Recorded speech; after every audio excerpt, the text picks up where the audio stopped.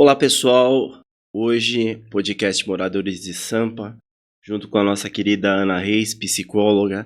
Nós vamos hoje bater um papo sobre o autismo, questões sobre os sinais, sobre o diagnóstico, tratamento e as terapias, seletividade alimentar e as emoções. Hoje vai ser um bate-papo bem construtivo para as pessoas que têm alguém com algum sinal, alguém que esteja demonstrando alguma situação de suspeita de autismo. Com nós, a nossa psicóloga, a doutora Ana Reis, ela vai se apresentar e vai ser um sucesso hoje, vai ser muito importante para nós.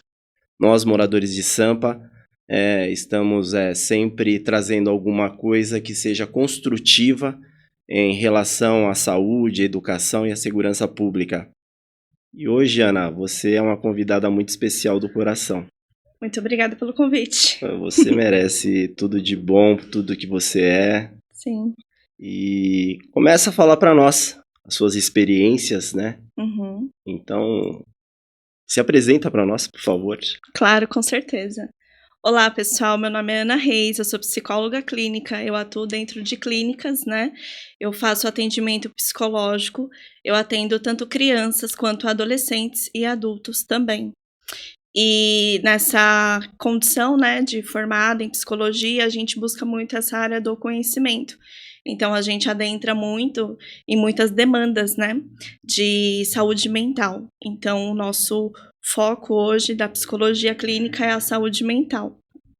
Sempre trazendo essa questão na condição de qualidade de vida, né, para as pessoas e tudo mais.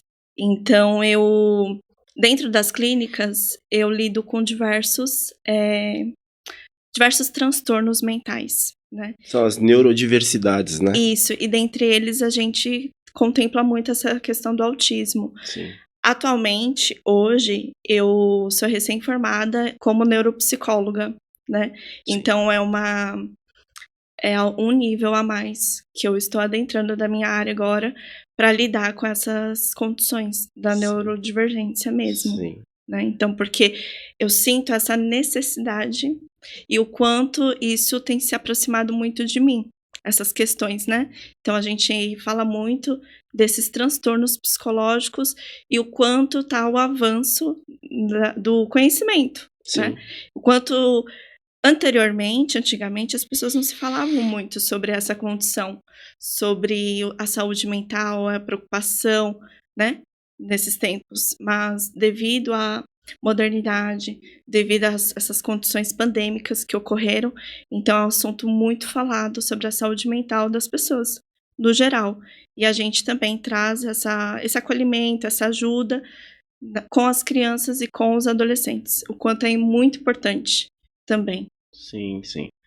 Vejam quanto que é necessário entrar no tema, porque é de uma profundidade tão grande e existem vários profissionais especialistas, né, em cada uma das questões, das necessidades que se apresenta na vida de um autista ou de alguém que sofra de alguma das neurodiversidades, seja TDAH, seja outras condições, né? Então, dentro disso, a Ana, ela vem enriquecer o nosso podcast, né?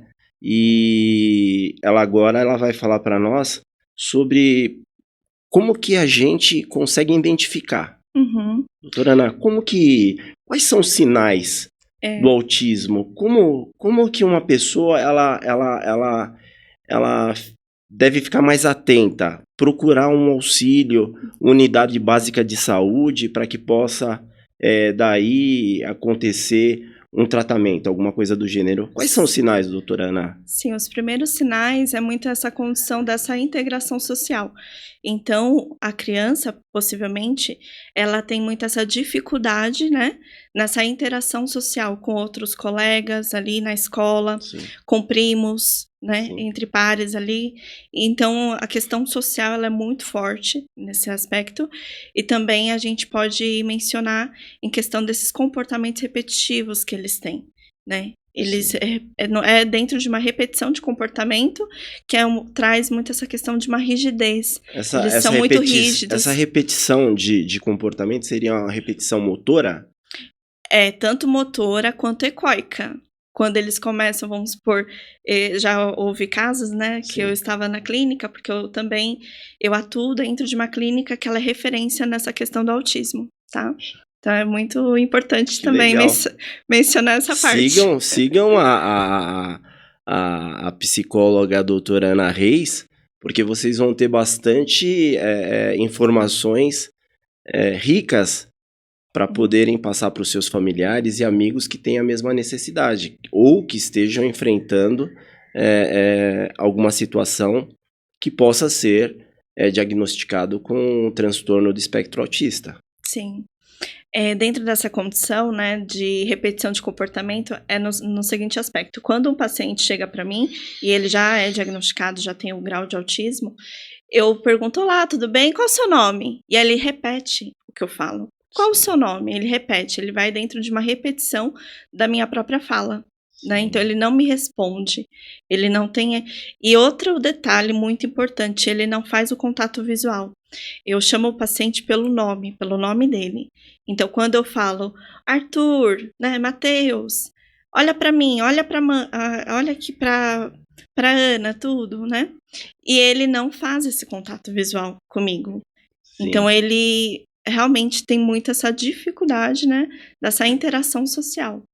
E até assim agora, Ana, Uhum. é até uma questão de poder estar aprendendo com você, e quando é invasivo? Quando, o autista ele tem aquela questão dele não conseguir olhar nos olhos, né, ele tá sempre fugindo de uma forma, assim, eh que é notória, Sim. né, que era o caso da minha eu tenho uma filha, Você né, minha tem? filha ela é autista, a minha filha Uhum. mais nova, e então, um desses sinais com ela era esse. Mas eu tive uma informação, e agora até por uma questão, de tirar dúvidas, Uhum. de quando também é invasivo, quando eles chegam e te encaram, assim, de uma forma, eh, diferente, também seria um sinal? Também é um sinal do autismo, né, e o quanto a gente precisa estabelecer esse vínculo. A gente, enquanto profissional, a gente, preza muito por essa questão desse vínculo, o vínculo terapêutico. Então, no início, ele vai me ignorar, ele não vai olhar nos meus olhos, mas ali, né, o importante também é eu respeitar o momento dele, o espaço dele. Então eu não posso, né, nessa questão de invasivo, é o tempo todo eu querer essa atenção para mim. Você tem que ganhar a confiança Isso, do ganhar a seu confiança. paciente. Sim, ganhar a confiança e a gente trabalha muito com essa questão do acolhimento. Então acolher essa É criança um trabalho de amor, também. é um trabalho de amor, Sim, né. Eu sim, vejo que a é sua profissão necessário. é uma Re profissão que você se formou psicóloga, agora você fez uma outra especialização, né, Isso, em psicologia neuropsicóloga.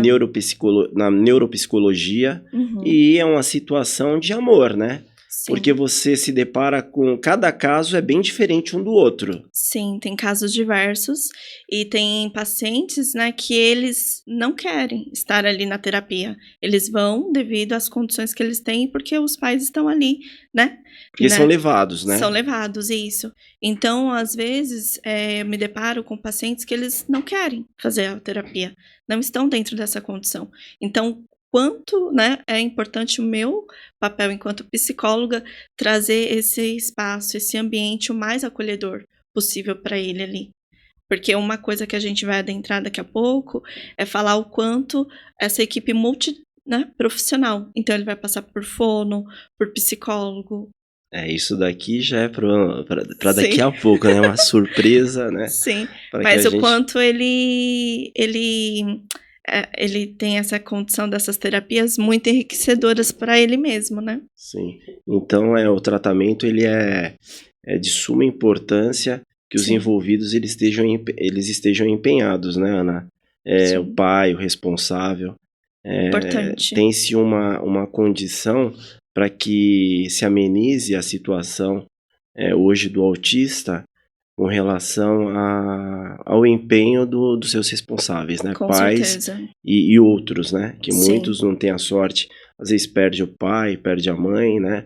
É um avô que está ali à frente, é uma pessoa responsável, às vezes é um tio, é uma tia, e a gente se sim. depara nas terapias e nos tratamentos com diversas pessoas. Eu falo isso até de um caso assim que acontece comigo, né? Uhum. De eu me deparar com vários casos que eu vejo que são pessoas, às vezes não são pais, mas são pessoas ali que também são envolvidas pelo um carinho, pelo amor, pela uma dedicação para que a Sim, pessoa ela evolua, né? sim, com E certeza.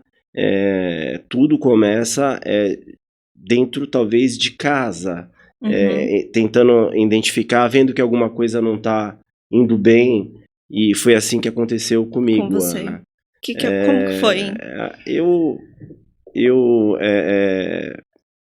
tinha mais ou menos 2 anos para 3 anos, nós acabamos vendo que a nossa filha ela tinha alguns atrasos, né? Uhum. Atraso em andar, ela só engatinhava e já estava indo para perto de 3 anos essa situação, não falava, né. Uhum. Essa estereotipia que a Experiência. gente poderia dizer, Sim. da visão, de não olhar nos olhos, Uhum. com Contato o visual. contato visual, Uhum. isso acontecia muito com ela, né, mesmo ela sendo bebê, mas era diferente, assim, a situação de outras crianças. E até que passaram esses 3 anos primeiro de vida dela, quando ela estava já com quase 4 anos, ela foi para uma escolinha. Nessa escolinha, teve, assim, uma certa dificuldade para desfraldar, Sim. os atrasos. Sim. E aquilo foi, na verdade, me incomodando, Uhum. né. Até que um dia, conversando com uma amiga a respeito de algumas coisas que vinha acontecendo com a minha filha, na hora que ela ia tentar desenhar alguma coisa, ela rabiscava. E eu comentei com essa pessoa, e ela tinha uma filha que tinha que era autista, tinha o transtorno, né. Sim. E aí ela me indicou, ela falou para mim: "Olha, acho que você tem que marcar uma consulta, levar sua filha numa neuropediatra, Uhum. e eu tenho esse problema em casa, a gente não fala, e o tratamento foi um pouco tardio e trouxe algumas consequências negativas. Enfim, e foi assim que a gente começou o tratamento da minha pequena, né. Marcando uma consulta, levando nessa neuropediatra, onde foram feitos vários exames, Uma bateria de testes, uma né? bateria de testes encaminhado Sim. para equipes multidisciplinar, né, neuroavaliação Sim. e vários outros profissionais que são envolvidos. É uma situação que demora-se vários meses para se chegar até um diagnóstico, né. Sim, Quando é não é tão tudo bem simples. feito, é um investimento, né, Sim. também não é barato, é caro, é Uhum. uma situação assim que a gente vê que boa parte da sociedade, infelizmente, talvez não tenha condições, Recursos, sequer né? recursos financeiros para chegar até fechar o diagnóstico, né. Sim. Porque se fecha o diagnóstico na mão de um profissional, normalmente uma médica, na situação de uma criança, uma pediatra, uma Uhum. especialista, né, que foi o nosso caso, de uma neuropediatra, mas com envolvimento de vários outros profissionais, Com inclusive certeza. vários exames também clínicos, né, laboratoriais, exames de sangue, exames. O eh, aspecto físico também é importante, né? Exato. Uhum. E foi assim que aconteceu com a gente, né, foi essa situação. Tanto que hoje, às vezes alguém que tem a mesma necessidade ou se deparou com o mesmo quadro que o nosso, a primeira coisa, assim, que eu falo é procurar uma unidade básica de saúde. Ali um médico Sim, ele vai poder direcionar para outros profissionais para dar o andamento, o segmento certo, né, para que possa chegar até um diagnóstico, se for um caso do transtorno do espectro autista. sim, com certeza, é E muito foi isso que importante. aconteceu comigo, né. Uhum. Mas dentro dessa situação, sobre o que nós estamos falando, de uma maneira até bem simples, a minha, né? Sim. Eu gostaria de que você pudesse passar para os nossos seguidores, né, e para quem nos assiste, Uhum. o diagnóstico. Eu falei superficialmente, mas você, como uma profissional, você tem com certeza mais informações a nos dar. O Sim. diagnóstico, o que você orienta a pessoa? Eu tomei essas providências, né? Mas você, como profissional da área, como você orienta as pessoas buscarem um auxílio, uma ajuda para resolver essas questões? Sim. Eu vou falar na minha área, né, que é o âmbito da psicologia. Então, assim, quando se depara, né, tanto às vezes o que ocorre é quando a criança ela tá dentro de um ambiente que é o escolar e a escola em si ela enxerga alguns comportamentos que são considerados diferentes dos demais, né, em sala de aula, numa classe. Então, às vezes é uma criança mais agitada, uma criança que ela não faz esse contato visual, ela não responde, né, as perguntas. Então, os professores, eles são muito importantes nesse momento, viu? Sim. Então, às vezes chega as pessoas que não compreendem, né, não sabe como funciona, né? Eles não compreendem o quão importante é um professor nesse momento também. Então, o professor, ele, né, nas habilidades dele, dentro da rotina dele ali, profissional, ele enxerga aquela criança diferente dos demais. E é onde ele relata para os pais, numa reunião ali com os pais, eles falam, olha, tem alguns comportamentos que não estão inadequados, ou a gente enxerga uma dificuldade desse contato visual, de uma ansiedade, né, de uma agitação. Então, os professores, eles acabam sendo um intermediário ali. Muito bacana, né, Como é nesse momento importante a também. educação, né? Sim. Você traz agora a informação, muito interessante e importante Sim, muito. sobre os professores, né? A responsabilidade de um educador em referência à ajuda de uma criança. A gente está aqui Sim. tratando da primeira infância, no que se refere à identificação, né, do diagnóstico, para poder ali informar o pai que alguma coisa não tá correndo muito bem, né? Sim. Seja pela distração, seja por ser uma criança mais agitada, Isso. seja por alguma condição que ele nota que aquela criança ela tá precisando de algum tipo de ajuda, né, Ana? Isso. É porque da tua forma, né, dentro do teu olhar, você enquanto pai, pai e mãe, né, na rotina de vocês identificaram Sim, essas condições da tua filha. sim. Mas dentro da minha experiência, eu recebo muitos relatos de pais, né, que eles falam que esse primeiro contato é devido aos professores. E uma pergunta, Ana, quando essa condição chega até você, essas informações chegam até você, via educador, via os nossos professores, tem-se assim alguma informação se é da rede pública ou da rede privada? Normalmente os seus pacientes, eles vêm de que assim classe social? Rede pública. Rede pública. Rede pública. Sensacional, né? Sensacional a informação. Sim. Isso demonstra que os nossos professores, eles estão capacitados, né? Eles são preparados também para poder ajudar na causa. Sim, com certeza. Muito importante. E aí, dentro desse relato, né, que os pais trazem, que eles falam que os professores notam ali um comportamento repetitivo, essa dificuldade na interação com os outros colegas ali, eles vão buscar uma ajuda, né? Então, o primeiro contato, inicialmente, ali se dá, às vezes, por meio de um pediatra, né, numa consulta com o pediatra. Sim. Porque o pediatra ele vai passar todas essas questões, essas avaliações de um aspecto físico, né? Sim. E ele consegue fazer o encaminhamento para outros profissionais. Sim. Então, o pediatra, o neuropediatra, ele Sim. entra também como um aspecto muito importante, fundamental, tá? Sim. E aí, dali, né, vamos supor, eu recebo às vezes um encaminhamento de uma pediatra para fazer o atendimento psicológico com aquela criança. Certo. Mas eu tô te falando numa situação que a gente não tem o diagnóstico ainda, tá? Sim, É de um primeira inicialmente, né. sim. E ali eu De uma vou primeira avaliação. isso, de uma primeira avaliação, exato. E ali eu vou realizando todos os atendimentos psicológicos com aquela criança. O que que eu faço? Eu sou uma profissional que eu atento muito pro olhar, assim, de uma orientação parental.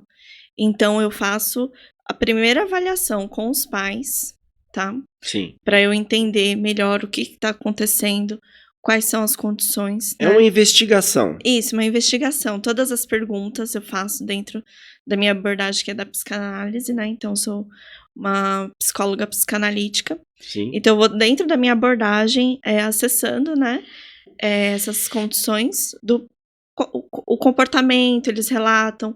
Às vezes eles falam muito dessa questão, assim, de que há uma ansiedade.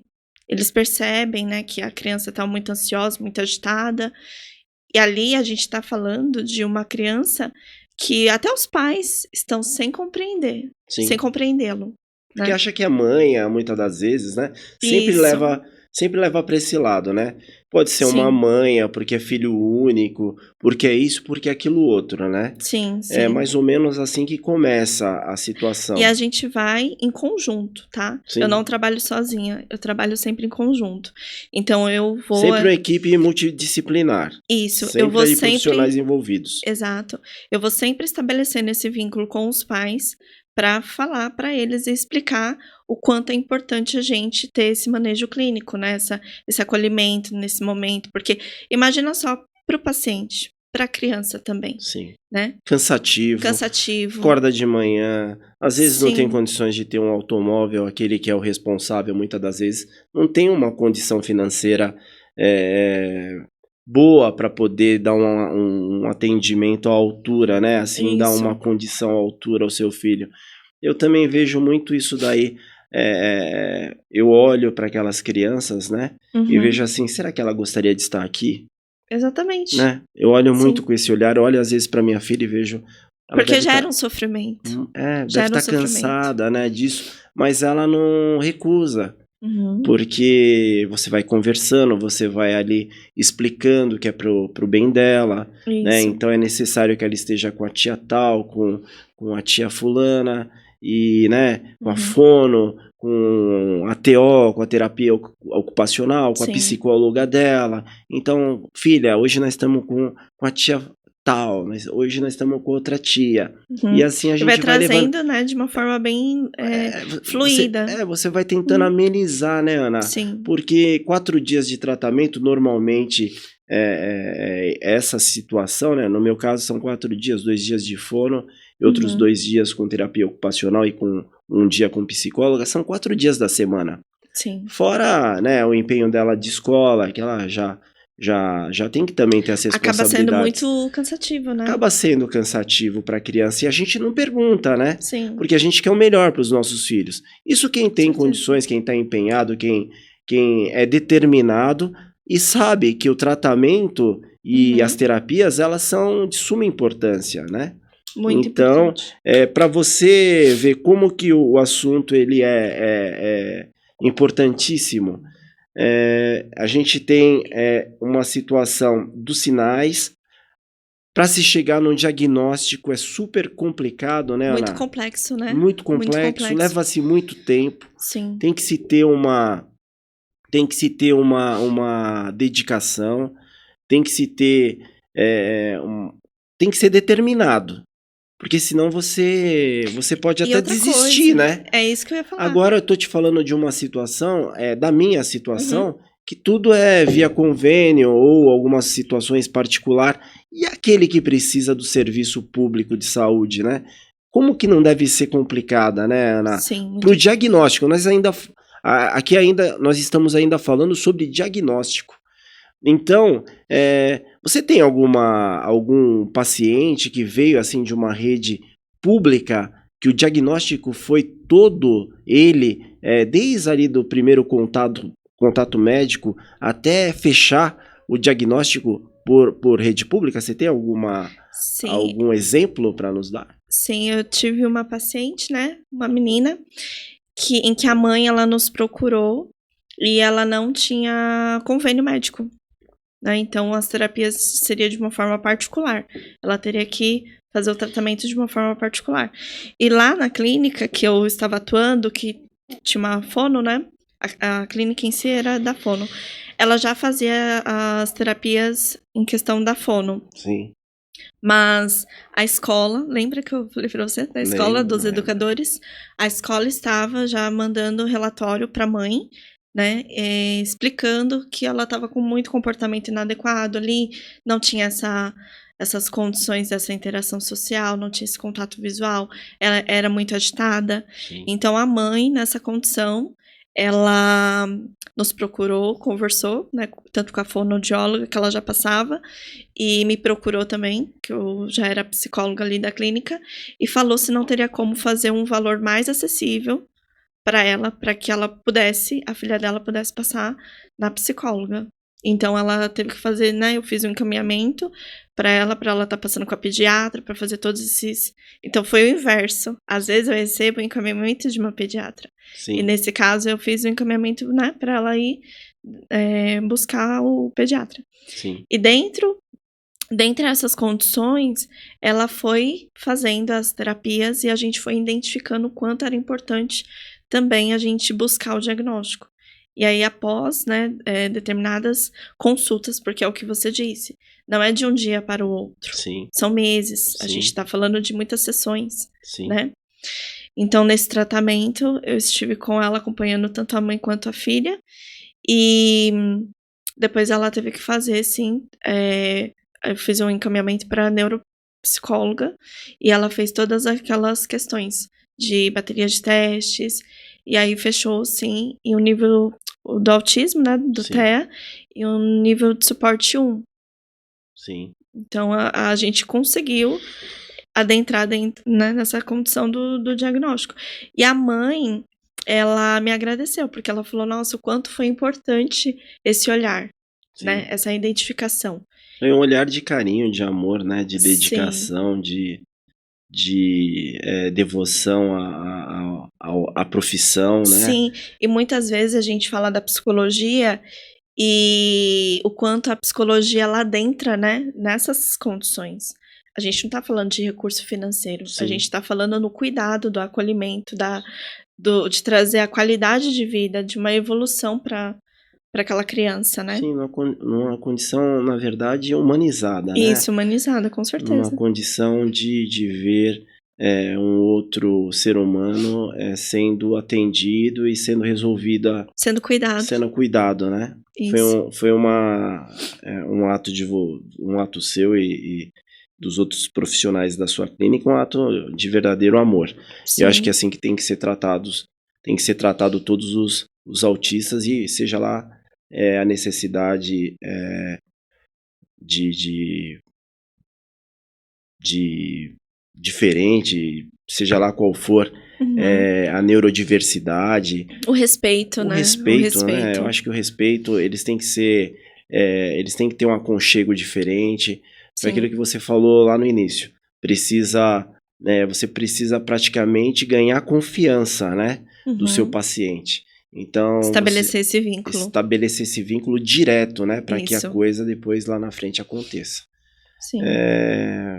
Eu acho que é muito importante, essas informações, elas são muito importantes para aqueles que estão nos ouvindo, que estão nos assistindo, que estão nos acompanhando. É muito sério o assunto e eu acho que tem que hoje ser divulgado de todas as formas. Sim. Né? Tem que alcançar o maior número possível de crianças e adultos que necessitam de tratamento. Sim, né? E o quanto os profissionais, eles estão buscando muito esse conhecimento, né? Antigamente a gente não tinha tanto neuropsicólogo, nós tínhamos muito em psicólogos clínicos, né? Que atua, de fato, com outras demandas também. Mas tem crescido muito o número de neuropsicólogos também, viu? Sim. Então isso é um dado, né? Uma estatística muito importante para a nossa classe também. Sim. Essa informação ela é muito importante, mas Até para você estabelecer uma condição de um profissional como você, para poder divulgar um assunto tão importante para a sociedade, não é tão fácil, Ana. Sim. Não é tão fácil. Tem se crescido, mas talvez não seja hoje no número ideal para a demanda, que também tem se crescido muitos casos, né, nos últimos anos. Então, fica assim, uma interrogação. Esse questionamento, Um né? questionamento. A gente tem uma situação que é de tratamento privado, né, por condições daquele que tem o diagnóstico, e o tratamento público. Então, é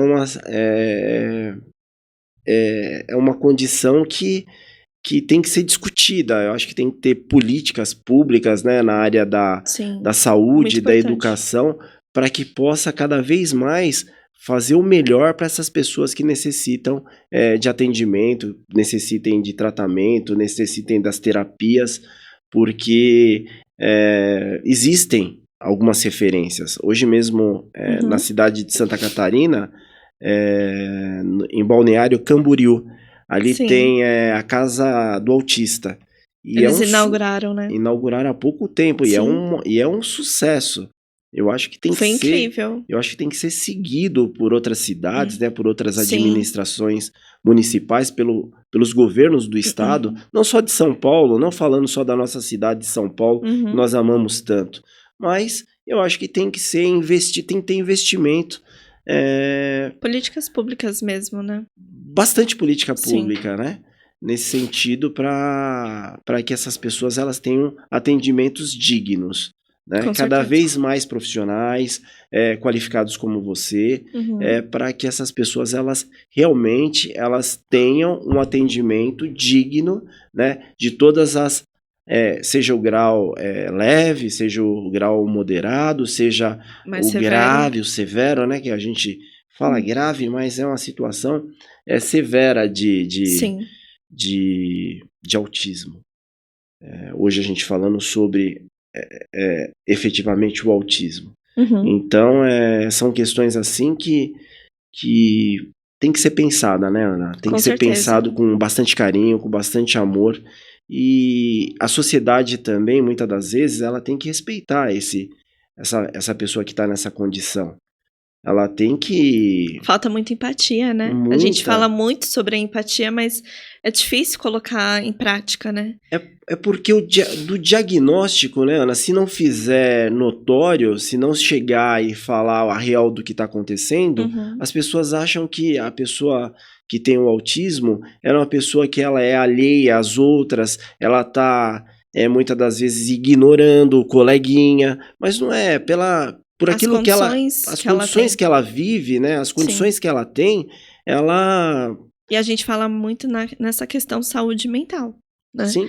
A gente tem que tomar um certo cuidado, tem que ter um respeito também com essas famílias, porque só elas que estão ali, elas sabem, né, o quanto dói na carne, né? O quanto gera esse sofrimento mesmo. Sim. Né? Sim. E com relação ao tratamento e às terapias, Ana?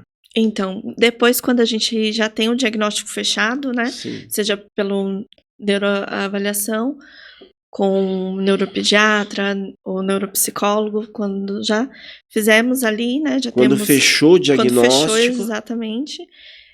A criança em si, ali, o paciente, seja um adolescente ou adulto, enfim, ele vai para as terapias. E é a equipe multiprofissional. Então, ele vai passar com uma fonoaudióloga, ele vai passar com o TO, que é o terapeuta ocupacional, vai passar com a psicóloga.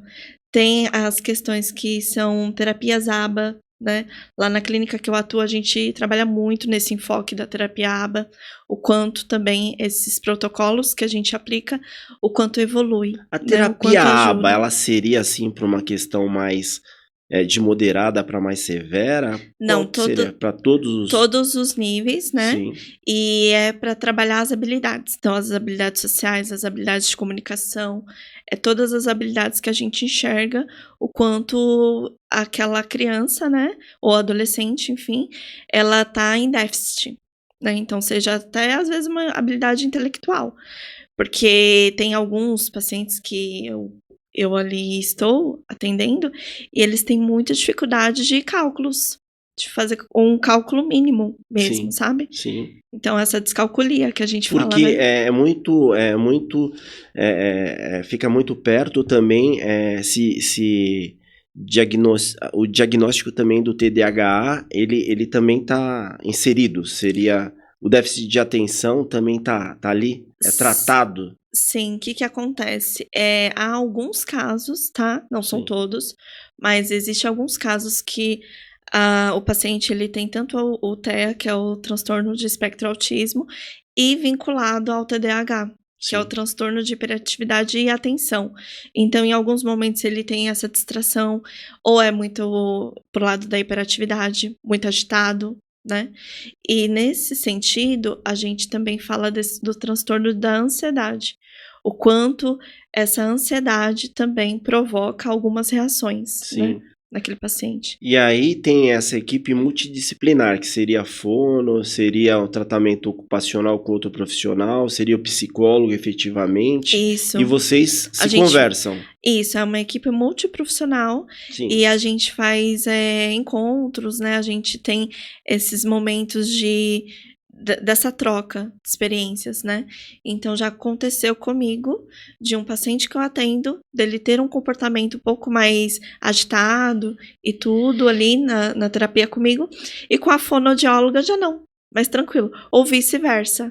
Ou já teve um outro momento em que esse mesmo paciente, ele teve muito, essa agitação, né, não conseguiu porque ela trabalha muito com alguns exercícios, e sim. ele não estava eles Era aquilo que ele queria fazer, era aquilo que isso, deixava ele ele estava mais muito resistente, né, pra que ele não queria que ele fazer. não queria fazer com Sim, ela. E já no mesmo dia, tá, a gente tá falando do mesmo paciente no mesmo dia. No mesmo dia ele veio pra mim, entrou na terapia comigo, ali com a psicologia, e eu faço o quê? Eu trabalho os recursos lúdicos, então eu vou trabalhar mais muito essa questão do brincar com ele, né. sim, A gente, eh, é um momento ali de imaginação, de criatividade, então eu coloco isso à prova, sim, né.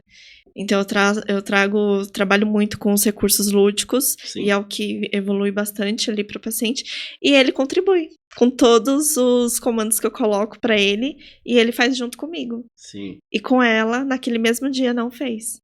Então a gente chega, Um né, comportamento diferente, né, diferente, com sim, mas a profissionais. gente chega numa característica muito importante, que é a questão do vínculo. Sim, O quanto o meu vínculo ele tá muito fortalecido, e se ele tá fortalecido, acaba evoluindo o tratamento. melhor. Melhora, Poxa, que melhora, informação importante. né.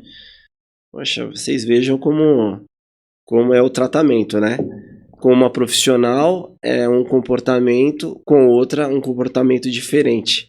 E o quanto que é importante esses profissionais eles se interagirem, né, se comunicarem Se um com o outro, comunicarem. né. Comunicação é Eu tenho essa importante. experiência porque todos os profissionais que tratam da minha filha, todos eles se comunicam, né. Uhum. Então cada um passa relatório um para o outro, inclusive também com a escola.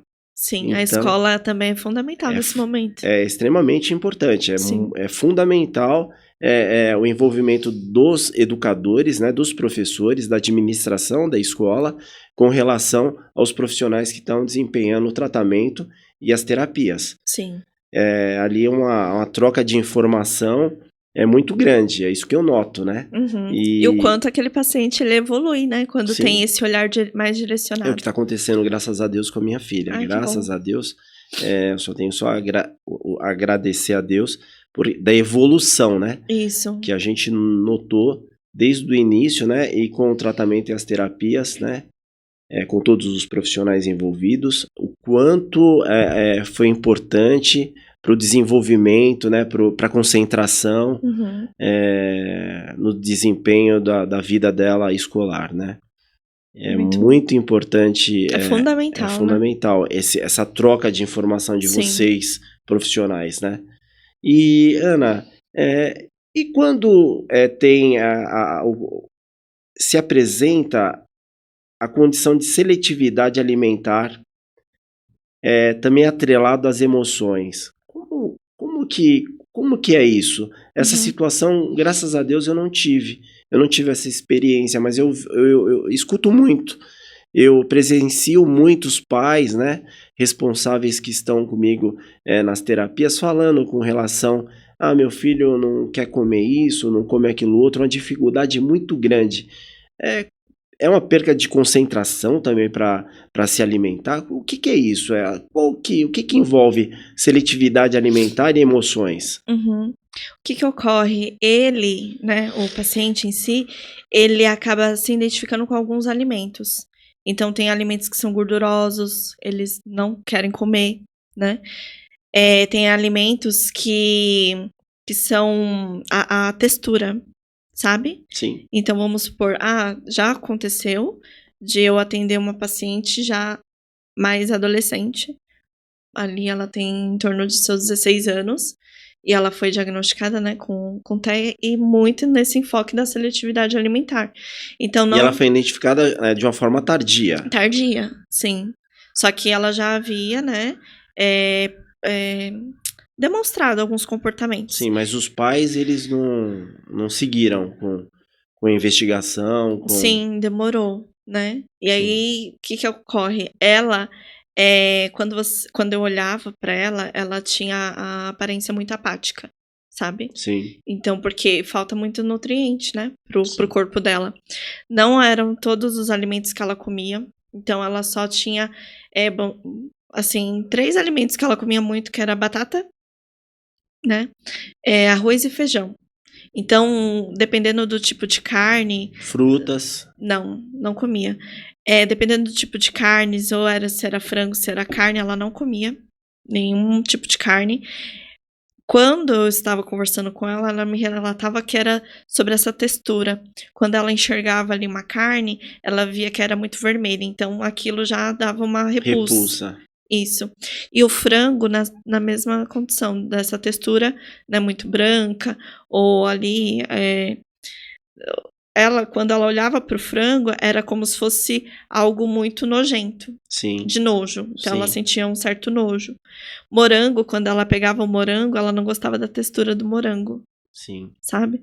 Então, devido a essas condições, né, dessa repulsa, dessa rigidez que ela tinha, ela acabava não comendo esses alimentos, e isso fazia com que ela, tivesse muita muitos agraves, né, no sentido, assim, de falta de nutriente para o corpo. sim. Então, às vezes, já aconteceu dela ir pra academia e desmaiar, Se sentia fraca, né, se ela sentia estava fraca, ela estava não tinha os nutrientes para o corpo dela, né. sim, Então a gente tá falando de uma adolescente.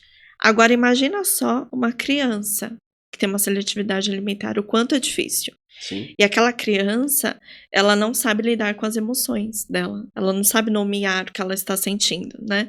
Hoje, muitas pessoas assistiram, né, deve ter assistido o filme do Divertidamente, hum, que fala das emoções, sim. mas a criança, na condição dela, ela não sabe nomear, ela não sabe o que é sentir raiva, não sabe o que é sentir ansiedade, não sabe o que é sentir nojo. Então imagina só aquela criança que ela tem a seletividade alimentar e não consegue se comunicar.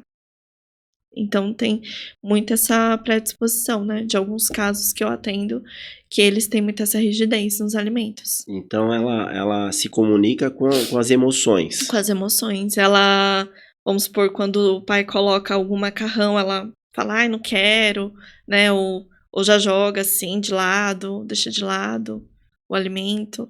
Vai sempre nessa reclusa, né. Sim, ela ela estabelece uma relação, eh, neurológica com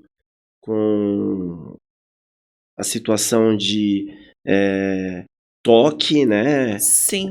o O olhar, olhar, o todos, cheiro, o olfato também, né, quando ela sente o cheiro e já pra ela não é agradável, né, já tem essa repulsa porque também. essa sua paciente, só dela olhar ela já tinha repulsa, né. Isso. Então, todos os nossos, o olhar, o olfato, eh, tudo interage, né. Sim, que são os Como estímulos sensoriais, né. sim, Então olfato, paladar, visual. Então, se ela enxerga ali, para ela, de repente, como eu trouxe a questão do morango, que ela tocava no morango e a textura do morango já dava uma repulsa, ela logo já jogava esse alimento ali, né? Já nessa reclusa mesmo, dessa rigidez dela falar, não, não vou comer isso. Então, às vezes, em alguns casos, o paciente ele nem degustava. Só no contato visual e nessa questão, né, de motora, de pegar o alimento e sentir a textura, já recusava mesmo. E fica uma situação, assim, difícil, né, porque Difícil para para os você pais poder também. reverter como uma profissional, né. Para os pais, então, nem se fale, né, para Sim, os envolvidos responsáveis por essa pessoa, nem eu penso, assim, que é uma situação muito complicada. Mas para vocês profissionais, poder reverter uma sim. situação dessa também não deve ser fácil, né. Não, não é fácil. E a gente trabalha muito nessa conscientização, né, na conscientização, então, dos pais compreender que a criança ela não vai Não adianta comer. Não forçar. adianta forçar, ela não vai comer aquele alimento, né. Se ela já trouxe muito essa predisposição para essa reclusa e essa rigidez, ela não vai aceitar. E ali, É, diante disso, é tratamento, sim, é trabalhando essas trabalhando condições, né. para reverter essa situação, para reverter. Sim, para Consegue se reverter, Ana? muito difícil, muito difícil. E o quanto também, nesse momento da seletividade alimentar, é importante o acompanhamento de um nutricionista, porque, Para poder suprir. suprir e fazer aquelas substituições, né, Sim, alimentares. Então um profissional, um nutricionista, ele vai colocar, porque para cada idade, né, existe um nutriente ali de necessário, né, para o necessário para o desenvolvimento, desenvolvimento tanto, né. corporal, né, para o Exato, desenvolvimento, do cérebro. Cada nutriente ele tem ali uma missão, né. exato. Então Eu é uma situação bem. Você vê que o nosso assunto é muito importante, né, Ana. sim, É um demais. assunto que a gente vai batendo um papo, passa o tempo e você ali, a gente engatinhando aqui, não falamos, Nem metade do que é. do que se é Sim, necessário, né. sim. Como é importante a informação, Uhum. para os envolvidos nessa causa, né. É.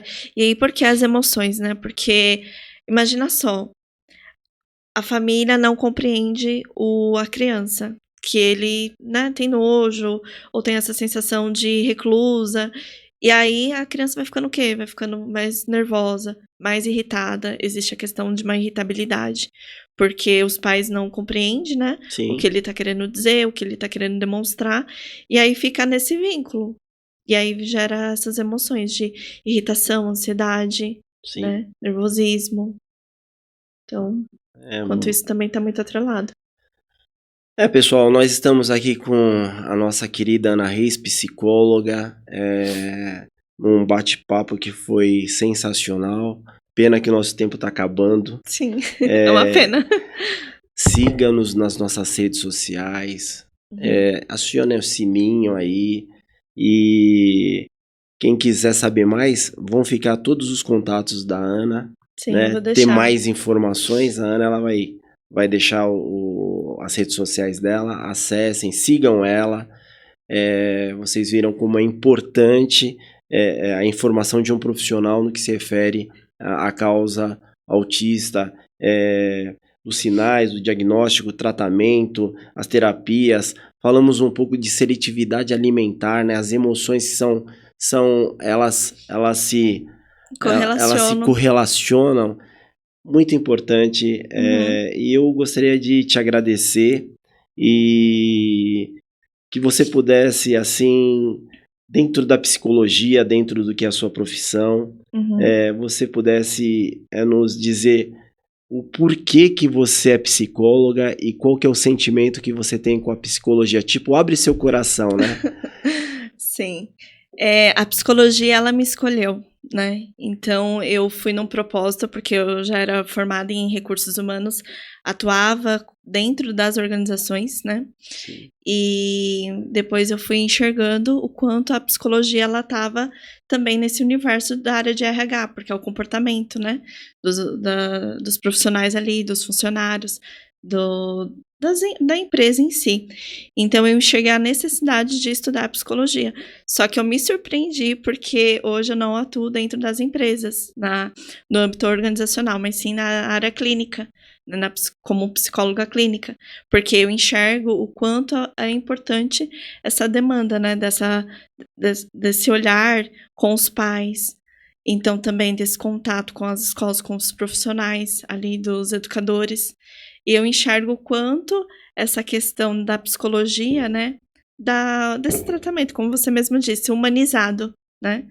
Eu posso levar a psicologia de uma forma mais tranquila, mais leve, e não somente associada a doenças, né, mentais. Não, a gente pode também trabalhar com a psicologia no âmbito de carinho, de cuidado, de acolhimento, de uma escuta qualificada, que Sim, eu falo muito, né, nas minhas redes sociais, o quanto o acolhimento, o vínculo e a questão dessa escuta muito qualificada. Às vezes, a gente está dentro de uma sociedade em que as pessoas, elas não têm essa esse olhar, né, de carinho, de cuidado com o outro. sim, Então as pessoas, elas vêm numa carência muito grande, sim. uma carência emocional.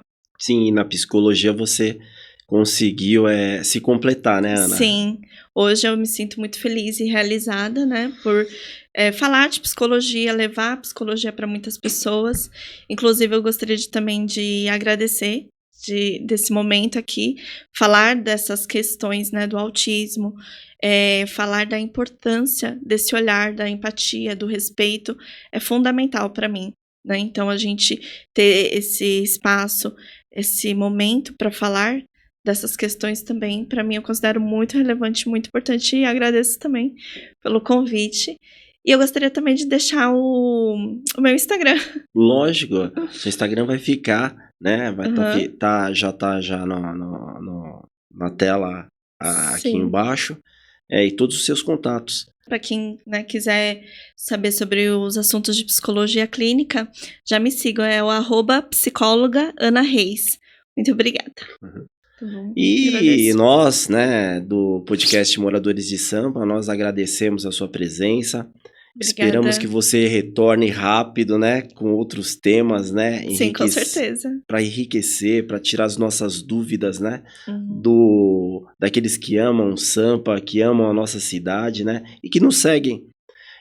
Aqui a gente está finalizando, infelizmente, o nosso podcast.